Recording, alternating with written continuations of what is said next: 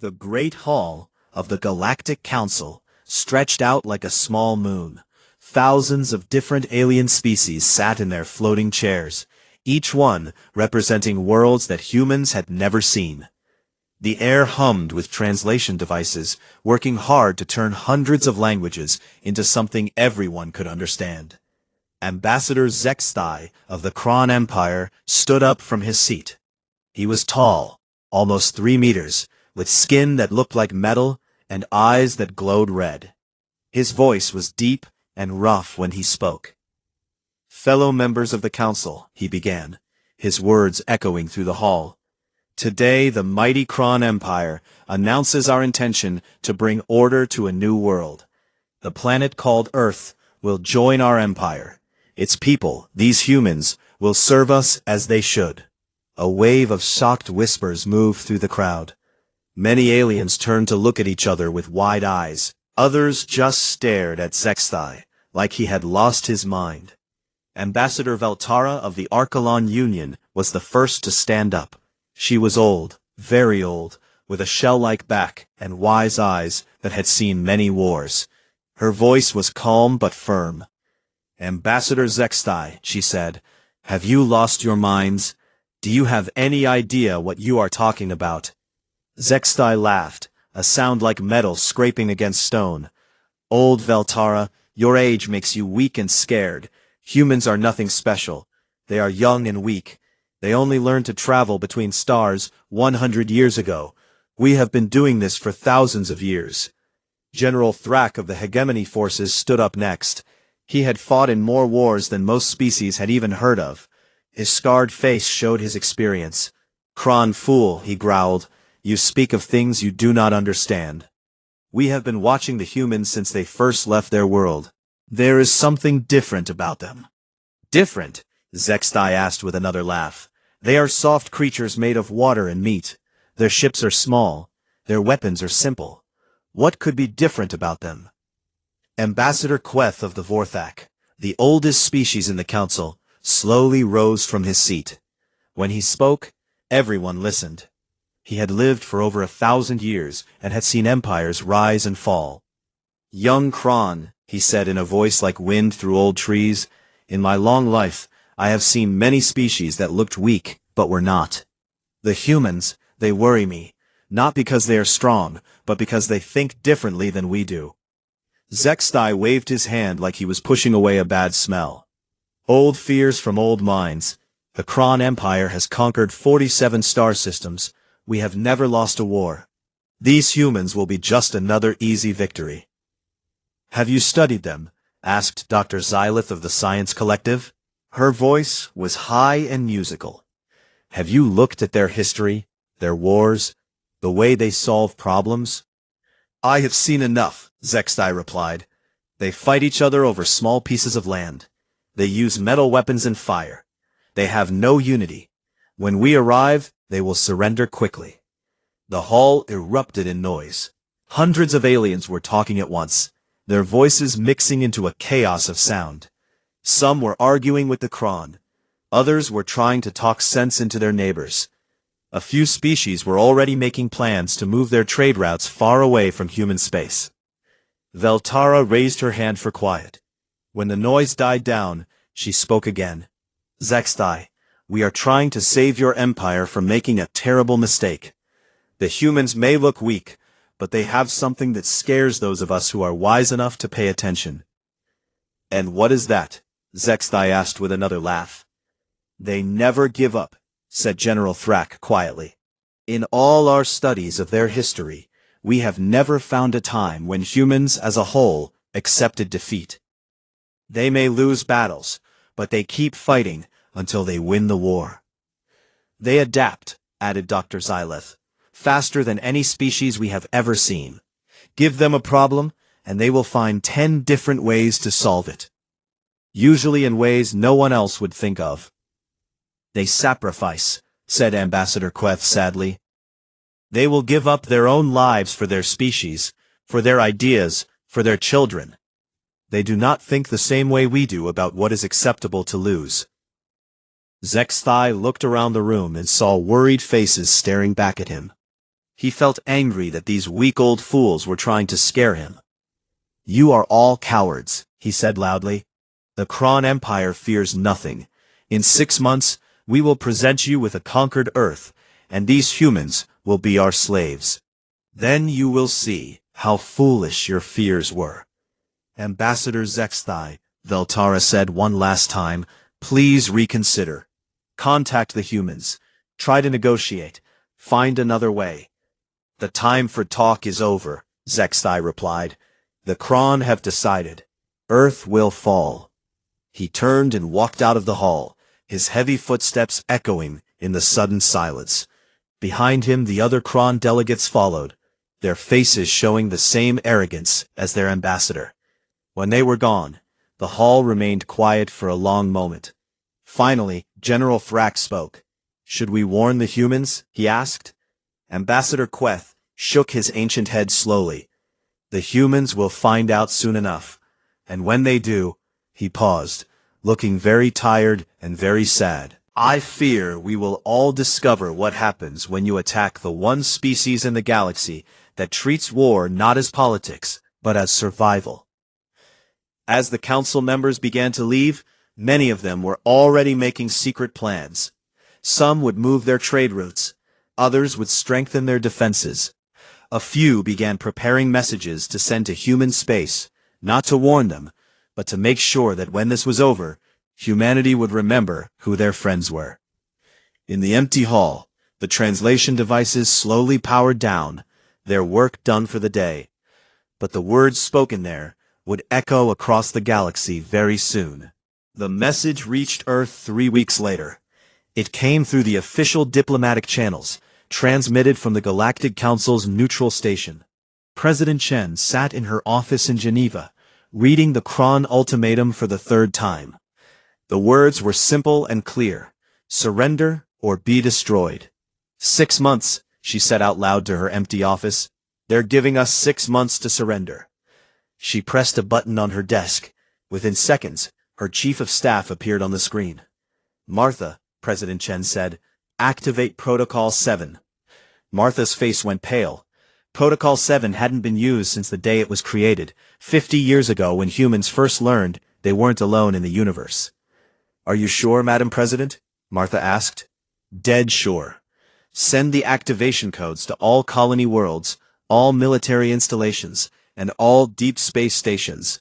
Use the quantum channels. I want every human in the galaxy to get this message in the next hour." "Yes, Madam President." The screen went dark, and President Chen leaned back in her chair. She looked out her window at the peaceful city below. People were walking to work, children were playing in parks, and life was going on as normal. They had no idea that everything was about to change. Far out in space, beyond Neptune, something that looked like an asteroid suddenly came alive. The rock split open like a flower, revealing a massive space station hidden inside. Similar stations activated all across the solar system. They had been built in secret, disguised as mining operations and research posts. On Kepler 442b, humanity's farthest colony, Governor Hassan received the Protocol 7 message while eating breakfast with his family. He kissed his wife and children goodbye, then walked to his office and placed his hand on a scanner that hadn't been used in 20 years. Deep underground, machines that no one knew existed began to hum with power. Captain Torres was commanding a small research ship near the edge of Vega system when her communications officer ran onto the bridge. "Captain," the young man said, breathing hard, "we just received a Priority 1 message from Earth. Protocol 7 is active." Captain Torres felt her blood turn cold. "You're certain?" "Yes, ma'am. Confirmed through quantum channels with full encryption." Torres looked around her bridge. Her crew of 15 scientists and engineers were staring at her, waiting for orders. None of them knew that their peaceful research ship carried enough hidden firepower to destroy a small moon. "All hands, this is the captain," Torres announced over the ship's speakers. "As of this moment, this vessel is no longer a research ship. We are now the UES Retribution, and we have work to do. On Earth, in a bunker beneath the Rocky Mountains, General Morrison watched as holographic displays showed human positions across the galaxy. Each green dot represented a human ship, station, or colony. There were thousands of them, spread across 37 star systems. "Sir," his aide said, "all positions have confirmed receipt of Protocol 7. Sleeper protocols are activating across the board." General Morrison nodded. "How long until we're fully operational?" 6 weeks for full deployment, sir, but we can begin defensive operations in 72 hours. Good. Signal all colony worlds. Tell them to begin Phase 1 immediately. Across human space, things that had been sleeping began to wake up. Mining ships revealed hidden weapon systems. Civilian transports opened secret compartments filled with military equipment. Space stations that everyone thought were for research suddenly sprouted defensive turrets. But the real surprise was the people themselves. On Mars, factory workers stopped making farming equipment and started making weapons. On Titan, ice miners began producing something that looked like water but could melt through Kron armor. On Europa, the fish farms were converted overnight into facilities that made small, fast attack ships. The transformation wasn't random. Every human settlement had been planned with this day in mind. Every colony had been built with hidden military potential. Every trade route could become a supply line. Every civilian could become a soldier. Dr. Sarah Kim worked at a physics laboratory on Proxima Centauri b. When Protocol 7 activated, she and her team stopped studying particle acceleration and started building the most powerful bomb humans had ever created. They had been preparing the plans for 30 years, just waiting for the right moment. "How long until it's ready?" her assistant asked.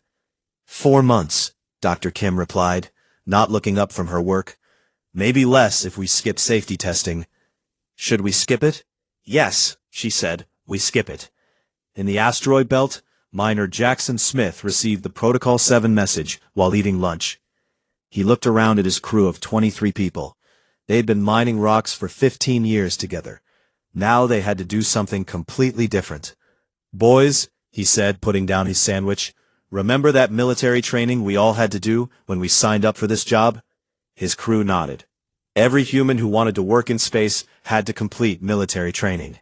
Most people thought it was just for emergencies, like equipment failures or pirate attacks. "Well," Jackson continued, "turns out it wasn't for pirates after all." 2 weeks later, Jackson's mining ship was patrolling the outer edge of the solar system, armed with weapons that could punch through Kron battleships like they were made of paper. The changes weren't just military. Human society itself began to shift. On Earth, President Chen addressed the world. "My fellow humans," she said, speaking to an audience of 12 billion people, "we are about to face our greatest challenge. An alien empire called the Kron believes we are weak. They think we will surrender without a fight. They are wrong." She paused, looking directly into the camera. "For 50 years, since we first learned we were not alone in the universe, we have been preparing for this moment. Not hoping for it, not wanting it, but preparing for it. Every human colony, every space station, every ship has been built with one goal in mind: to make sure that if someone tries to destroy us, they will regret it forever." Around the galaxy, humans stopped what they were doing and listened. "We will not surrender," President Chen continued. "We will not negotiate. We will not retreat. We will show the galaxy what happens when you threaten the children of Earth." When her speech ended, humanity got to work. Not just soldiers and pilots, but teachers and farmers and engineers and doctors. Everyone had a role to play in what was coming. The Kron thought they were attacking a young, weak species that had barely learned to travel between stars. What they were really attacking was a civilization that had spent 50 years turning every human settlement into a potential fortress, every human into a potential warrior, and every piece of human technology into a potential weapon. In 6 months, the Kron would arrive at Earth expecting to find a planet ready to surrender. Instead, they would find something that had never existed before in galactic history. An entire species that had decided that any enemy foolish enough to attack them would serve as an example to the rest of the universe. Admiral Krexvar of the Kron Third Fleet felt confident as his ships approached the human outer colonies. He commanded 300 warships, the largest fleet the Kron Empire had ever assembled. His ships were armed with the best weapons in the galaxy, and crewed by warriors who had never known defeat. "Sir," his communications officer reported, "we are approaching the Kepler 442 system. Long-range sensors show minimal human defenses, maybe 20 small ships." Admiral Krexvar smiled, showing his sharp metal teeth. 20 ships against 300? This will be over quickly. What Admiral Krexvar didn't know was that those 20 ships had been waiting for him. Captain Sarah Martinez commanded the human defense fleet from her flagship, the UES Defiance. Her ships were small compared to the Kron vessels, but they had been built for one purpose: to hurt the enemy as much as possible before dying. "All ships," Captain Martinez broadcast to her fleet, "you know the plan. Make them pay for every meter of space." The Kron fleet entered the system in perfect formation, their ships lined up like a parade. It was meant to show their power and scare the humans into surrendering. Instead, it made them perfect targets. "Sir," the Kron sensor operator said, "the human ships are not retreating. They're moving toward us." Admiral Krexvar laughed. "Foolish humans. They want to die quickly. Very well. All ships open fire when in range." The Kron ships began firing their energy weapons at long range, bright beams of death streaking across space. But the human ships didn't try to fight back the same way. Instead, they did something the Kron had never seen before. 3 human ships suddenly accelerated to maximum speed, heading straight for the largest Kron battleship. The Kron weapons hit them, tearing holes in their hulls, but the ships didn't stop. They kept coming, even as they started to break apart. "What are they doing?" Admiral Krexvar demanded. He got his answer when the first human ship slammed into his flagship at incredible speed. The impact tore through both ships like they were made of paper. The second ship hit a moment later, followed by the third. When the explosion stopped, the Kron flagship was gone. "Admiral," the communications officer screamed, "the humans just destroyed the Vengeance." But that was only the beginning. The remaining human ships spread out and started using tactics that made no sense to the Kron. Instead of trying to win a normal space battle, they focused on causing as much damage as possible. Human ships would hide behind asteroids, then launch missiles with nuclear warheads. When Kron ships got close, human captains would set their ships to explode, taking their enemies with them. Captain Rodriguez commanded one of the smallest human ships, a converted mining vessel with a crew of only 8 people. When 3 Kron destroyers surrounded his ship, he didn't try to escape. "All hands," he announced to his crew, "it's been an honor serving with you." Rodriguez aimed his ship at the largest Kron destroyer and pushed his engines to maximum. The Kron fired everything they had at him, but it was too late. His ship, loaded with mining explosives, hit the destroyer, and both ships disappeared in a ball of fire. The battle lasted 6 hours. When it was over, the human defense fleet was gone. All 20 ships had been destroyed, along with their crews. But they had taken 57 Kron warships with them, including the fleet flagship. No alien species in galactic history had ever achieved that kind of kill ratio. Admiral Krexvar's second-in-command, Commander Thexel, was now in charge of what remained of the fleet. He stared at the wreckage floating around him and tried to understand what had just happened. "Sir," his tactical officer said quietly, "the humans fought like they were insane.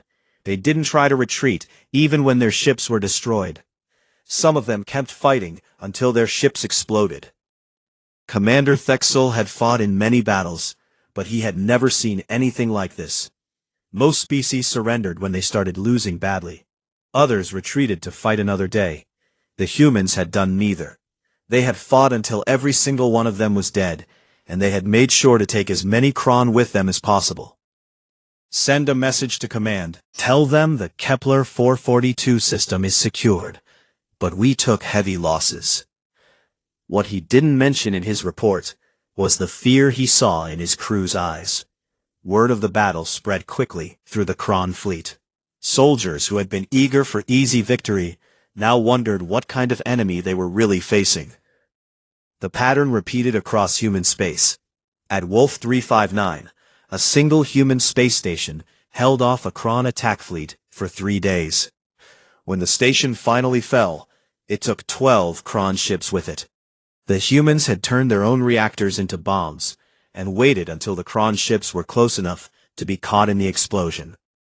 At Gliese 667c, human colonists evacuated their cities and then triggered massive explosions that turned their own planet into a radiation-soaked wasteland. The Kron conquered nothing but poisoned ground that would take centuries to clean up. The worst shock came at Ross 128. The Kron arrived expecting to find a small human research colony. Instead, they found a military base that had been hidden inside what looked like a peaceful science station. The humans had weapons the Kron had never seen before. Railguns that fired metal slugs at incredible speeds, virus bombs that targeted Kron biology, and worst of all, human soldiers who fought in ways that defied understanding. When Kron troops landed on the planet, they expected the humans to fight like other species, from defensive positions, trying to minimize their losses. Instead, human soldiers attacked constantly, using tactics that seemed designed to cause maximum psychological damage. Human snipers would take single shots then disappear. Human bombs would explode when Kron soldiers thought they were safe.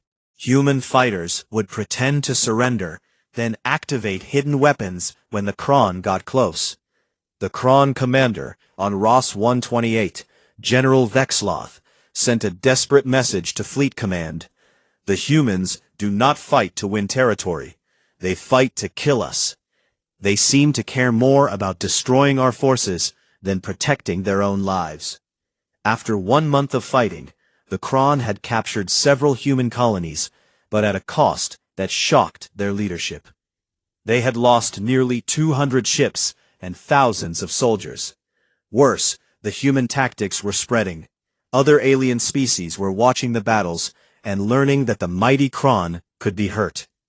Emperor Krexthul received the battle reports in his palace on the Kron homeworld. He read them twice, not believing what he was seeing. "These losses are unacceptable," he growled to his war council. "How can primitives cause such damage?" "My emperor," his chief admiral said carefully, "the humans fight differently than any species we have encountered. They seem willing to accept any level of casualties as long as they can hurt us." "Then we need to show them the cost of resistance," the emperor declared. "Prepare the 2nd and 3rd armadas. We will attack their homeworld directly. When Earth burns, the other human colonies will surrender." "Are you sure that's wise, my emperor?" the admiral asked. "Perhaps we should negotiate." "Never," the emperor roared. "The Kron do not negotiate with primitives. Ready the fleets. We attack Earth in 2 months. As the Kron prepared for their final assault, reports of human madness spread throughout the galaxy. Other species began to wonder if they had underestimated these young aliens. Some started making secret plans to stay far away from the coming battle. But deep in human space, in hidden bunkers and secret facilities, something much more dangerous than madness was preparing to wake up. The Kron thought they had seen the worst of humanity's weapons. They were very, very wrong. Emperor Krexthul stood on the bridge of his personal dreadnought, the Eternal Conquest, watching the largest fleet in Kron history move toward the Sol system. 500 warships, including 12 massive dreadnoughts, and the Emperor himself. This was every major ship the Kron Empire could spare. "My Emperor," Admiral Vakshan reported. "Our scouts confirm that human defensive positions are minimal. A few space stations, some patrol ships. Nothing that should trouble us. The Emperor's red eyes glowed with satisfaction. Excellent. Once we destroy Earth, the other human colonies will see the futility of resistance. What the Emperor didn't know was that human scouts had been watching his fleet since it left Kron space. Every ship movement, every formation change, every tactical decision was being recorded and transmitted back to Sol. In a hidden bunker deep beneath Earth's surface, General Morrison studied the approaching Kron fleet on his holographic display. Around him, dozens of officers worked at stations that connected to every human military asset in the solar system. Status report, Morrison ordered. All defensive platforms are online, came the reply. The asteroid belt fortifications are ready. Mars orbital cannons are charged. All sleeper ships have activated their combat protocols. Morrison nodded grimly. And the special projects? He asked. Project Mjolnir is ready for deployment. Project Prometheus finished testing yesterday. Project Pandora. The officer paused. General, are we really going to use Pandora? Morrison looked at the display showing 500 enemy ships approaching his home. If they want to threaten Earth, they'll learn why that was a mistake. Activate all projects. Across the solar system, things that had been hidden for 50 years revealed themselves. Asteroids split open to reveal massive weapons platforms. Space stations that looked like civilian research facilities suddenly bristled with missile launchers.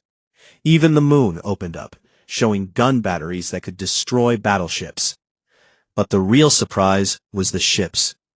The Kron had detected about 30 human vessels in the Sol system. What they hadn't detected were the 300 ships hiding in the asteroid belt, powered down and waiting. These weren't the small vessels the Kron had fought at the colonies. These were warships, built in secret shipyards and armed with weapons designed specifically to kill Kron. Captain Lisa Park commanded the UES Vengeance, humanity's newest and most deadly warship. Her ship was smaller than a Kron dreadnought, but it carried something no other species had ever built. A weapon that could tear holes in space itself. All ships, came the order from Fleet Command. The Kron are entering the outer system. Begin Phase 1. The first sign that something was wrong came when the Kron fleet passed Neptune. Sensors detected what looked like a small research station orbiting the planet. Admiral Vakshan ordered a single destroyer to investigate. The destroyer never reported back.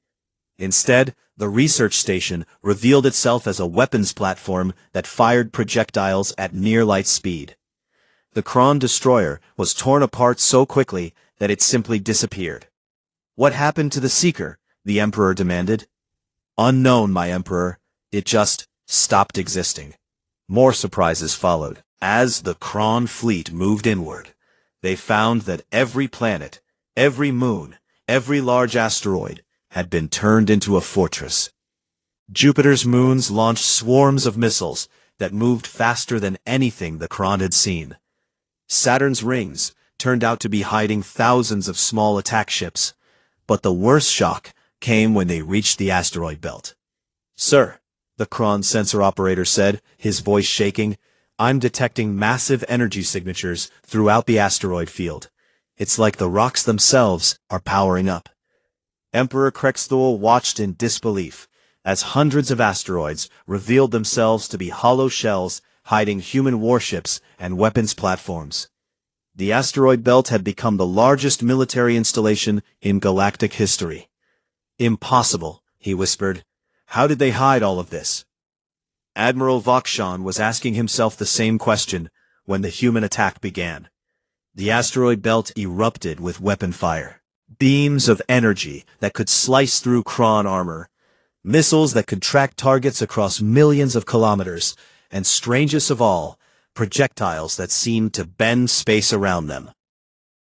The lead Kron ships were destroyed so quickly that the rest of the fleet had no time to react. In the first 30 seconds of battle, humanity destroyed 50 Kron vessels without losing a single ship. All ships return fire, the Emperor screamed. The Kron fleet began shooting back, but their enemies were everywhere and nowhere. Human ships would appear from behind asteroids, fire devastating salvos, then disappear again. The humans weren't fighting a traditional space battle. They were fighting like hunters stalking prey. Captain Park's ship, the Vengeance, targeted the largest Kron dreadnought and fired its special weapon. Space itself seemed to twist around the projectile as it traveled toward its target. When it hit, the dreadnought didn't just explode, it folded in on itself and disappeared. "What kind of weapon was that?" Admiral Vakshan demanded. His science officer's voice was filled with terror. "Sir, I think they just weaponized a black hole." The battle continued for hours, but it wasn't really a battle. It was a slaughter. The Kron had superior numbers, but the humans had turned their entire solar system into a weapon. Every piece of space debris became a projectile. Every planet became a gun platform. Even the sun itself was being used, as human ships fired solar collection arrays that concentrated stellar energy into death rays. What horrified the Kron most was how the humans fought. When a human ship was badly damaged, its crew didn't try to escape. Instead, they would accelerate toward the nearest Kron vessel and detonate their reactor. Human fighters would continue attacking even when their ships were falling apart around them. One Kron captain watched a human ship lose its entire front section to weapon fire. The human crew, now exposed to hard vacuum, kept manning their weapons and firing at Kron ships until they died from lack of air. "They're insane," the Kron captain whispered. "They fight like demons." But the humans weren't insane. They were desperate, and they had prepared for 50 years for this moment. Every human in the solar system knew that if they lost this battle, their species would be enslaved or extinct. So they fought with everything they had.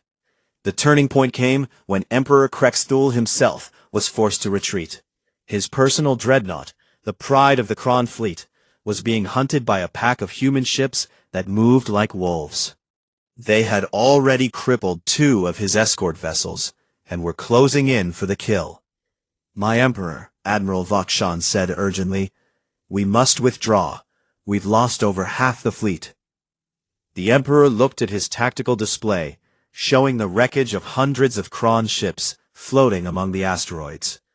The humans had lost ships too, but nowhere near as many. Worse, more human vessels kept appearing from hidden bases throughout the system. "Retreat," he said quietly, then louder, "All ships, retreat." The surviving Kron fleet fled the Sol system, leaving behind nearly 300 destroyed warships and thousands of dead soldiers. The greatest military force in Kron history had been beaten by humans who had turned their entire solar system into a weapon.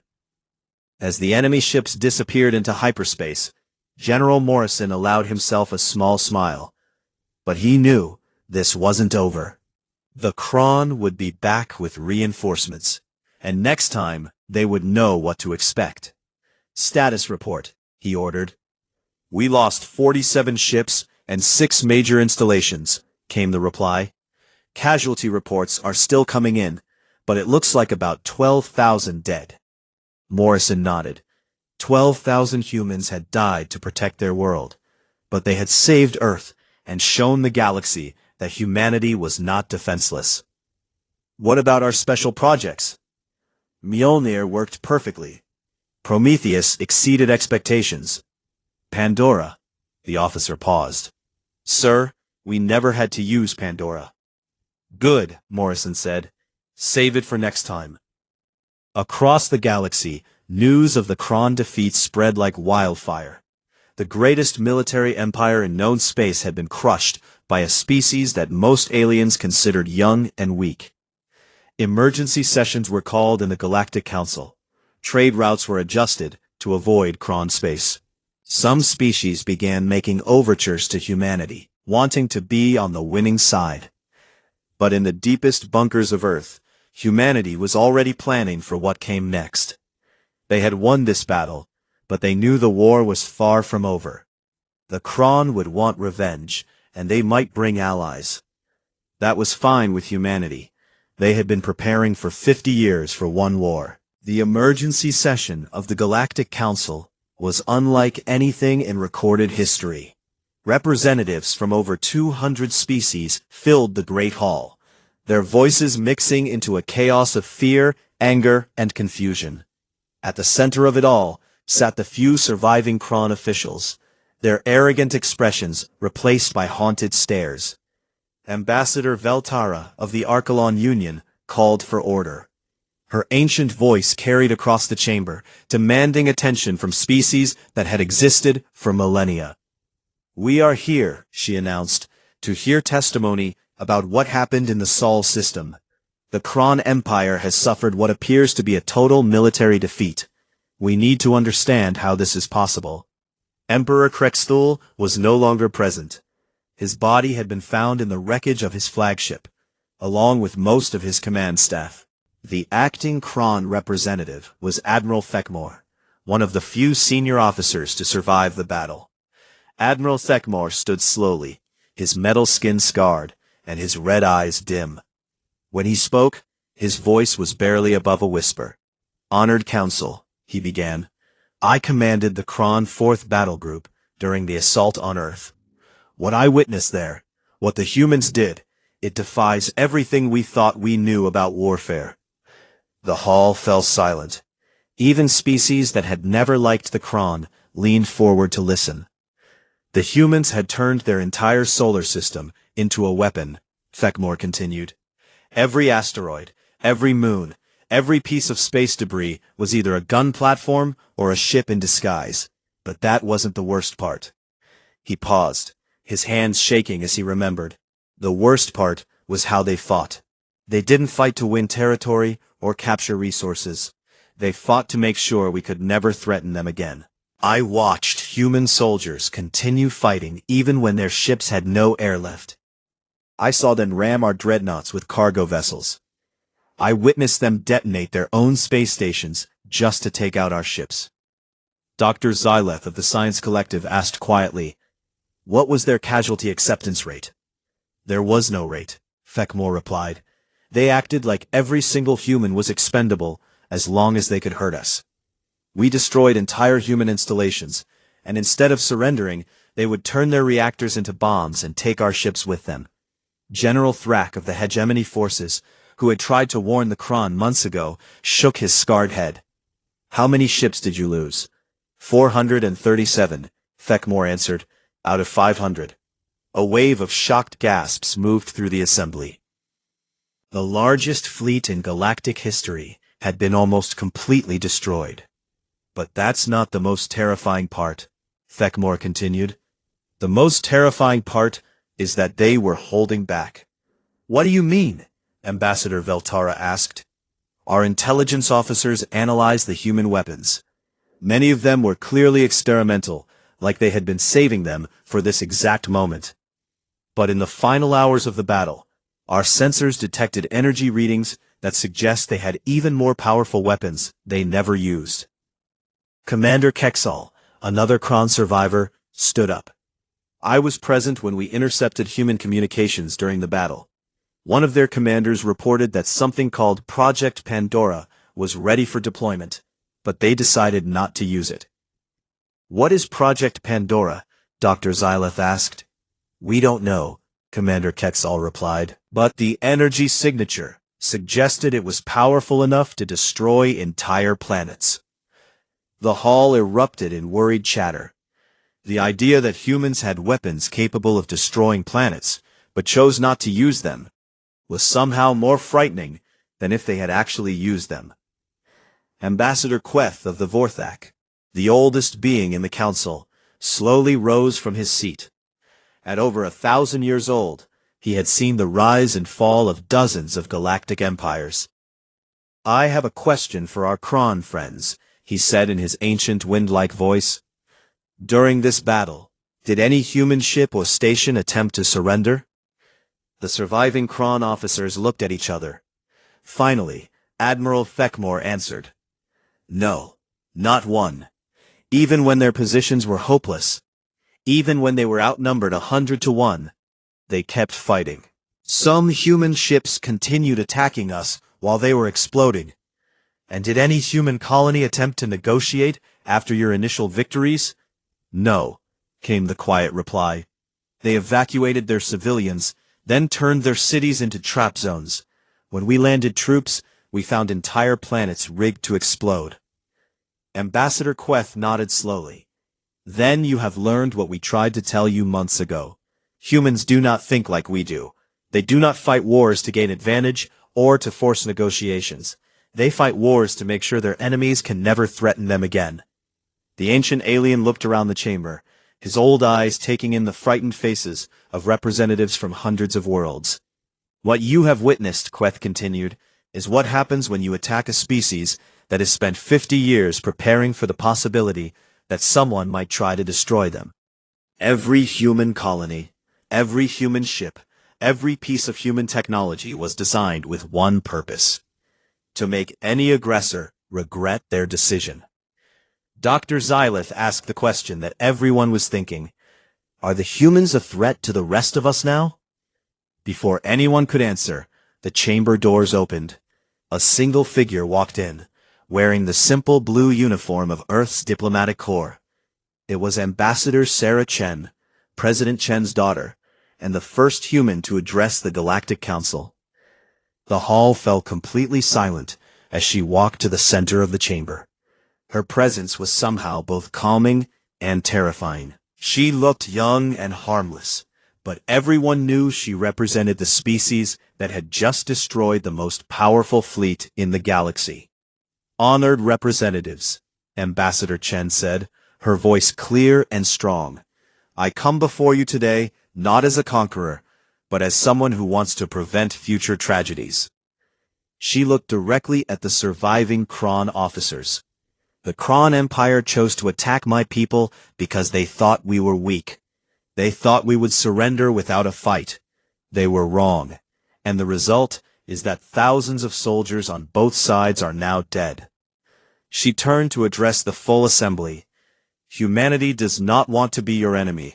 We want to trade with you, learn from you, and explore the galaxy together. But let me be very clear about something.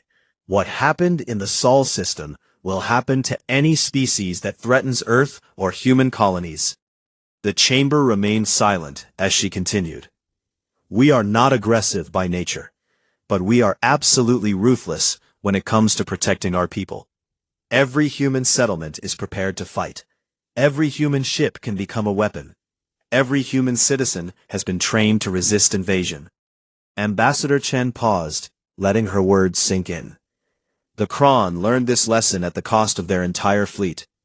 I hope no other species needs to learn it the same way. She turned to leave, then stopped and looked back at the assembly. One more thing. There are rumors that humanity has weapons we didn't use in this conflict. Those rumors are true. We held back because we wanted to send a message, not commit genocide. But if anyone else decides to test us, she shrugged. Well, next time we might not be so restrained. After she left, the hall remained silent for long minutes. Finally, Ambassador Veltara spoke. I motion that we immediately establish the Terra Accords, she said. A galaxy-wide agreement that Earth and all human colonies are permanently off-limits for military action. Seconded, said General Thrak immediately. Thirded, added Dr. Xylith. Within an hour, every species in the Council had signed the agreement. Earth and human space were declared neutral territory, not out of respect for human rights, but out of terror of what humanity might do if fully provoked. The Kron Empire collapsed within 6 months. Their surviving colonies either declared independence or were absorbed by neighboring powers. The Emperor's throne world became a memorial to the folly of underestimating humanity. And throughout the galaxy, a new phrase entered the languages of hundreds of species. Never attack Earth. Parents would tell it to their children as a warning. Military academies would teach it as a fundamental rule of warfare. Diplomats would whisper it when tensions rose too high. Humanity had asked for peace, but when war was forced upon them, they had fought with such terrible efficiency that the galaxy itself changed. The human colonies thrived, protected by the knowledge that any aggressor would face not just Earth's military, but the righteous fury of an entire species that had decided long ago that they would never again be victims. In the end, the Kron's greatest mistake wasn't attacking humanity. It was giving humanity a chance to show the galaxy what they were capable of when pushed too far. The lesson was learned, and it was never forgotten. Earth remained peaceful, but now the peace was enforced by something more powerful than any weapon: the absolute certainty that attacking humanity was suicide.